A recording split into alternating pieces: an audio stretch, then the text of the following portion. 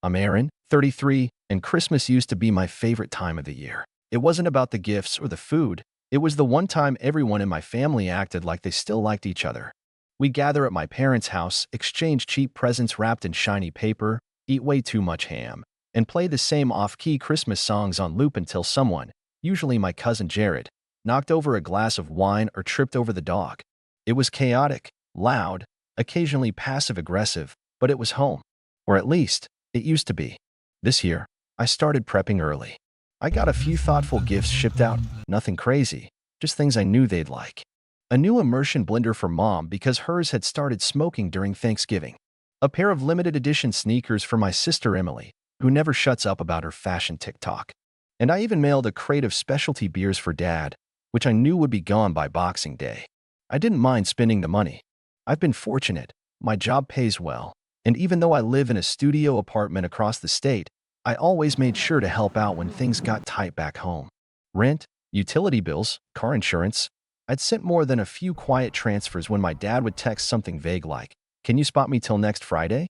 Always no fuss, no drama. Just family. So, I was shocked when, on December 20th, I got a message in our family group chat. My mom wrote, "Hey kids, after a lot of thought, we're canceling Christmas this year. Just too expensive to host everyone. And with everything going on, we're thinking of keeping it low-key. Love you all." That was it. No calls. No offers to meet halfway. No, we'll make it up to you. Just a cold, impersonal message. I blinked at my phone, half expecting it to be a prank or a misunderstanding, but when I replied, asking if they were sure, Emily just sent a thumbs-up emoji and changed the group chat photo to a stock image of a sad snowman.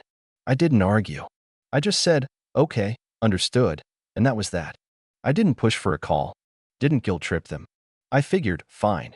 Life gets tight, and maybe they just needed a quiet year. I bought myself some groceries, heated up a lasagna on Christmas Eve, and tried to make the best of it. I watched Home Alone for the 15th time, lit the pine-scented candle my coworker had given me, and scrolled through Reddit as the snow fell outside my window. Christmas Day came and went. I slept in, FaceTimed a couple of friends, and spent most of the day trying not to feel too bitter. I told myself, at least you didn't have to fake a smile while Aunt Sherry rants about politics. I tried to be mature, to not take it personally, but it gnawed at me anyway. Something didn't feel right. The silence was just off. It wasn't until around 8 p.m. that night when my phone buzzed with a notification from Instagram. Emily had gone live. Out of curiosity, or maybe some twisted hope that she was just drinking wine alone and bored, I clicked it, and my stomach dropped. She was at our parents' house. The same house I had offered to help decorate just 2 weeks earlier. The living room was lit up like a Macy's display, twinkling lights, a massive Christmas tree, tinsel strung across every wall. A DJ booth was set up near the fireplace, of all places, and people were dancing with plastic cups in hand. There were at least 30 people in that house, laughing, shouting, cheering as they toasted champagne. "Merry Christmas from the real crew," Emily shouted into the camera, panning across the room. I spotted my cousins, my aunts and uncles, even Jared, who was already red-faced and slurring his words. Someone popped a confetti cannon, and the streamers flew across the room in a burst of gold. I stared at the screen, my thumb frozen over the leave button. So it wasn't about money. It wasn't about things being tight. It was about me. I don't know how long I sat there. Probably too long. Long enough for the lasagna to go cold. Long enough for the candle to burn halfway down. I didn't cry. I didn't scream. I just sat still, stunned, letting the quiet betrayal sink in. I'd been cut out. Silently, cleanly, and without any explanation. The next morning, December 26th, I got a text from Dad. No hello. No Merry Christmas. Not even a question about how I was doing. Just, "Can you send over the $3,100 for January? Need it by tomorrow if possible." That was it. No mention of the party. No apology. No attempt to lie or even pretend things were normal. Just a cold, dry request for money, as if I was a walking ATM with no memory. And something in me just snapped. I stared at the message for a long time. Then I opened my banking app and started scrolling. I pulled up every recurring payment I had tied to them. The rent I'd been covering on the second property my dad had temporarily moved into. The cell phone plan Emily was still on. The Spotify family account I'd been paying for. Even the utilities, gas, electric, internet. All of it was under my name. All of it was on my dime. I paused for a second. not out of doubt, just to make sure I wasn't acting out of rage alone. But no, this wasn't impulsive. This was overdue. I replied, lose my number. I don't fund liars. Then I blocked his number. Then I shut down every single transfer, autopay, and linked account. I made the rounds with every service rep, every utility company, every bank associate, explaining the situation. One of them, Susan, from the gas company, even said, "That's awful. I hope you're okay." I told her, "I will be. Thanks." I didn't go nuclear. I didn't post a rant online or call to yell. I just cut the cord. Quiet. Clean. Just like they had done to me. By 7:43 a.m. the next day, my phone had 53 missed calls. I didn't answer any of them, but I did listen to one voicemail. It was my mother. Her voice was shaky. "Please, call us. There's been a misunderstanding. Just, please call." I didn't delete the message. I didn't respond either, because for the first time in years, I finally felt like I had the upper hand. And I wasn't done yet. I didn't respond that morning. Not that day. Not even the next. Every few hours, my phone would buzz, blocked numbers, anonymous voicemails, even a few desperate DMs from extended family members I hadn't spoken to in years. One of my cousins wrote, "Hey man, you didn't miss much. It was just thrown together last minute. No big deal." I didn't even dignify it with a reply. I just screenshotted it and added it to a folder I'd started on my phone titled Evidence. Because I wasn't just walking away, I was making sure they never did this again. By the end of December, the fallout had officially begun. The phone plan was deactivated. Emily made a dramatic post about how some people just love ruining Christmas and hinted at a betrayal within the family. A few of her followers offered sympathy. Most didn't care. She tried messaging me directly a few times, but her messages bounced. She forgot she was blocked. Then came Dad. I got an email, his last resort. Subject: urgent. Please, Aaron, just talk to us. It was long, winding, full of phrases like, "You've always been sensitive," and "You're blowing things out of proportion." He didn't mention the lie, didn't mention the party, just said they were in a really tough place right now financially, and how they trusted me to be there for them, like always. He signed off with, "You're still our son. Family comes first." I almost laughed. So now family comes first? I closed the email without replying, but something about that last line stuck with me. Family comes first. I kept hearing it over and over, like a slogan they'd only remembered after things stopped going their way. And maybe it would have ended there, just the quiet satisfaction of cutting off the lifeline they assumed would always be there. But then my bank flagged an unusual login attempt. At first, I thought it was phishing, but after a quick call, they confirmed it. Someone had tried to access my online banking from a known device, an old iPad I'd left at the house during a visit 2 years ago. I hadn't thought anything of it back then, but I'd never logged out. I stared at the report on my screen. Someone had tried 3 times to change the password. I knew exactly who it was. The next morning, I drove out. I didn't call ahead. I didn't warn them. I just showed up. Their house looked exactly like it always had. Christmas lights still hanging, drooping and half dead by now, with a plastic Santa slumped sideways on the lawn. I parked across the street and just sat for a moment. The windows were dark. No laughter. No music. Just silence. I rang the bell once. No answer. Then I knocked. Eventually, the door opened. My dad stood there in a wrinkled hoodie, hair unkempt, eyes tired, like he hadn't slept in days. "Aaron," he said, like he couldn't believe I was real. "Where's the iPad?" I asked. He blinked. "What? The one I left here. Where is it?" He shifted. "I don't. I mean, we haven't used it." "Maybe Emily." "Save it," I said. "I know someone tried to access my bank. From that device. 3 times. He opened his mouth, then shut it. "I'm here to collect it. And then I'm done. For good." He didn't argue. Just turned and walked back inside. I stepped in after him. Just for a second, just long enough to see the aftermath. The house was a mess. Trash still in the kitchen from the party. Empty bottles on the counter. The vibe was different now. Dead, drained. Whatever joy they'd faked for Instagram had dried up the second the money disappeared. Emily came down the stairs as I was leaving. She looked like she'd been crying. She opened her mouth, probably to deliver some half-baked apology or excuse, but I didn't stop walking. I didn't care anymore. I grabbed the iPad off the living room table and walked out. "Wait, Aaron, can we talk?" she called after me. "Just 5 minutes. Please." I turned at the door. I gave you 5 years, I said. We're even. I left, got in the car, and didn't look back. Back at home, I reset every password, disabled every device, and called my lawyer friend. Not to sue them, just to get a few things in writing. I wanted everything airtight. No way for them to sneak back in. No loopholes. A few days later, I got another email. Subject, apology. This one was shorter. Just a few lines. My mom this time. We made a mistake. We thought you'd always forgive us. We didn't realize how far we'd pushed you. I'm sorry. We all are. Please, if there's any chance we can talk, I'll listen this time. I promise.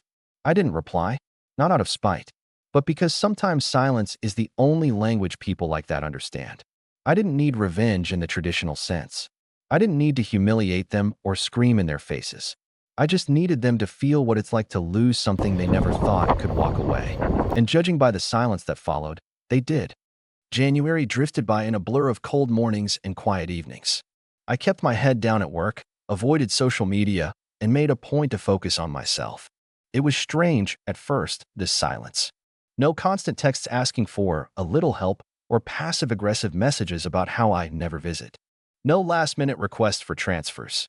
No guilt. Just peace. But of course, it didn't last.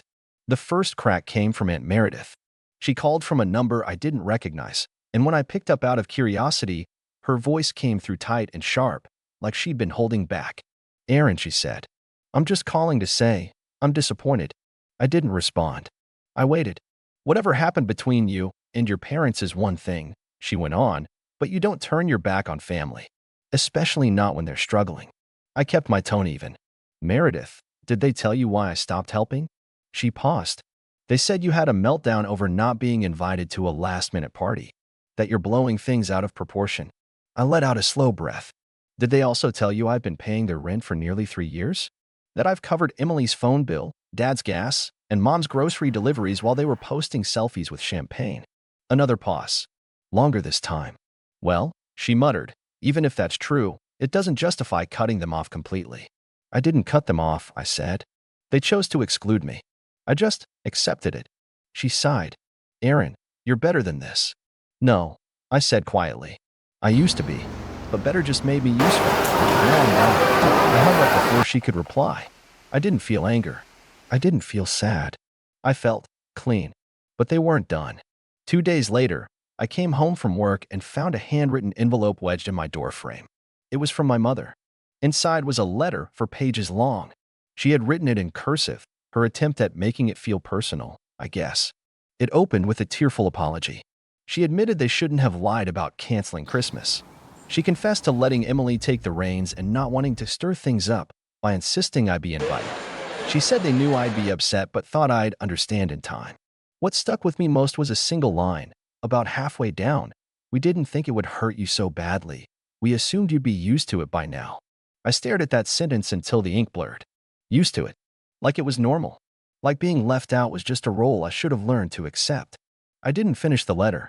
I folded it back up, slid it into the envelope, and placed it in the kitchen drawer with the few other things I kept from them. The drawer I didn't open anymore. That night, I received another voicemail. This time, it wasn't pleading. It was Dad. His voice was tight, controlled. The way he got when things didn't go his way. You've made your point, he said. We get it. You're upset. You want to teach us a lesson. Well, congratulations. Everyone's talking. Your aunt's furious. Your sister's humiliated. And your mother? She hasn't slept in days. A pause. But don't think you're better than us, Aaron. You're not. You're just bitter. You always have been. And when this phase ends, and it will end, you'll come crawling back, just like you always do. He hung up. I didn't delete the voicemail. I replayed it once. Then again. Then I hit save. Because that was it. That was who they were. Not the tearful letters. Not the fake Instagram apologies or vague DMs from extended family. That message? That was the core. They weren't sorry for what they did. They were sorry I finally stopped letting it slide. The next day, I sat down with a notary. I updated the deed transfer for a small piece of land I had inherited from my grandfather. It was supposed to be passed to Emily after me. Dad had arranged it that way years ago, insisting it stays in the family. But it was under my name now. Full ownership.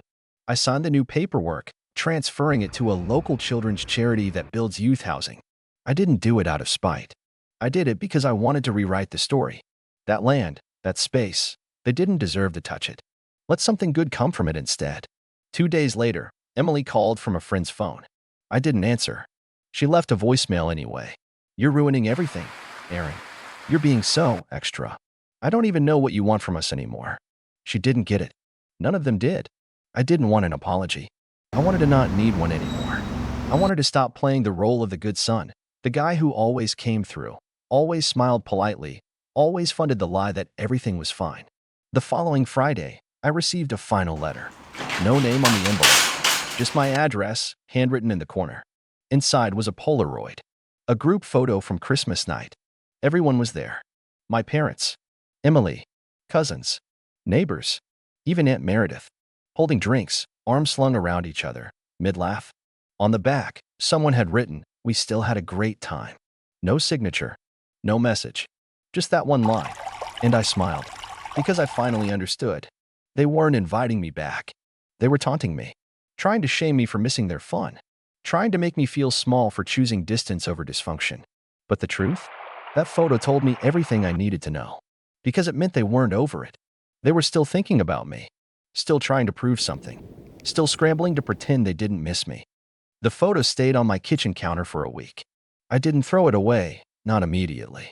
I left it there, face down, half curious if they'd send another. They didn't. And over the days that followed, something strange began to settle in me, not rage, not even sadness, but a strange kind of peace. Like I'd stepped out of a fog I didn't know I'd been living in. For the first time in my adult life, I was entirely free. No last-minute bailouts. No fake apologies. No wondering why I always felt like the one left holding the weight of everyone else's choices. And once that fog lifted, I could see the pattern clearly. It wasn't just Christmas, or rent, or some Instagram live stream. It was years. Years of being their safety net, their scapegoat, their emotional punching bag. Whenever things went wrong, I was the buffer. When Dad got into a fight with a landlord, I paid the deposit. When Emily overdrafted her account for the third time, I quietly wired her a gift. When Mom wanted to surprise everyone with a birthday cruise for Grandma, but couldn't cover all the costs, I handled it. No one ever said thank you. Not really. And now that the well had run dry, they were scrambling, because they weren't just missing me. They were missing the version of me they had molded, the one who never said no.